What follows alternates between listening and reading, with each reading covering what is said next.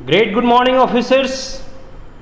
I, Sumit Kumar Singh, welcome all of you in Dream IAS free online coaching for UPSC aspirants. मैं सुमित कुमार सिंह आप तमाम विद्यार्थियों का और यूपीएससी के परीक्षार्थियों का मैं हार्दिक अभिनंदन करता हूं, स्वागत करता हूं। इस dream IAS free online coaching centre में आपका पुनः अभिनंदन है। कहने का मतलब ये है कि इसमें आप अगर पहली बार आए हैं तो like and share and subscribe my channel for daily current affairs related to UPSC, point wise summary, GK GS और बहुत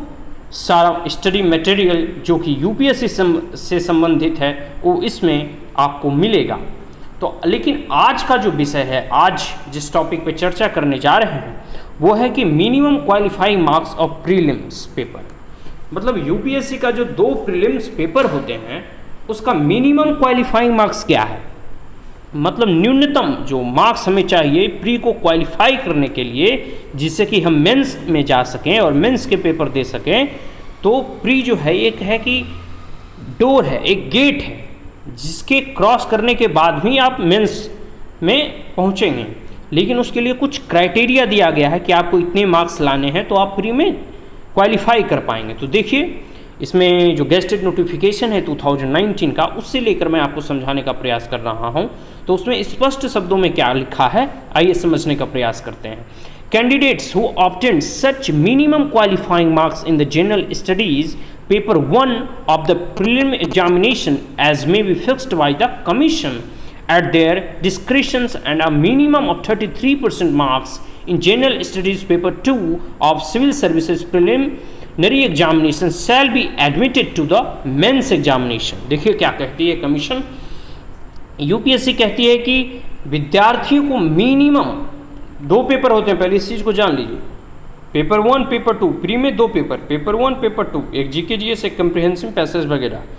तो पहला जो पेपर है मतलब general studies paper 1 of the prelim examination, मतलब GS paper 1 of the pre examination, उसमें आपको प्रारंभिक परीक्षा का जो पहला पेपर है उसमें आपको उतने नंबर लाने होंगे जितने की कमीशन के द्वारा तय किया जाएगा। मतलब क्वालिफाइंग जो है मेन पेपर यही है कि आपको उतने क्वालिफाइंग मार्क्स लाने होंगे जितना कि यूपीएससी के द्वारा तय किया जाएगा। ये हर एक साल अलग अलग होता है, लेकिन जो जनरल स्टडीज पेपर 2 होता है प्रीलिम का, उसमें मात्र 33%, मात्र 33% मार्क्स लाना होता है। तो आप कह सकते हैं कि मेन जो फाइट होता है वो GS paper 1 of prelim examination, और जो दूसरा पेपर होता है उसमें मात्र 33% अंक लाने होते हैं आपको मेंस में जाने के लिए। अब आगे क्या कहती है, the candidates who obtain such minimum qualifying marks in the main examination written as may be fixed by the commission at their discretion shall be invited by them for an interview for personality test. अब आइए इसमें क्या कहा गया है कि जो विद्यार्थी मेंस में जो क्वालिफाइंग मार्क्स रखा जाएगा कमीशन के द्वारा, यूपीएससी के द्वारा, उसे अगर क्वालिफाई कर लेते हैं तो आपको फिर इंटरव्यू के लिए, साक्षात्कार के लिए आपको बुलावा आएगा, तो इनवाइटेड किए जाएगा, आपको आमंत्रण आएगा, निमंत्रण आएगा कि आप आइए और इंटरव्यू के लिए उपस्थित होइए। अब आगे क्या कहती है कि provided that the candidates belonging to the schedule caste और schedule tribes or other backward classes or the economically weaker sections of or candidates of a person with benchmark disability may be invited for an interview for a personality test by the commission by applying relaxed standard in the general studies paper 1 of the preliminary examination as well as men's examination written if the commission is of the opinion that sufficient number of candidates belonging to these categories are not likely to be invited for interview for a personality test on the basis of general standard in order to fill vacancies reserved for them। तो कहने का मतलब है कि candidates जो है SC, ST या फिर अदर बैकवर्ड क्लासेस और जो इकोनॉमिकली वीकर सेक्शन है उनको, और जो दिव्यांगजन है मतलब जो डिसेबल्ड पर्सन हैं, डिफरेंटली डिसेबल्ड पर्सन, उन्हें जो है इंटरव्यू के लिए उसमें है कुछ रिलैक्सेशन मिलता है। मतलब जो जनरल कट ऑफ होता है उनसे उन्हें कुछ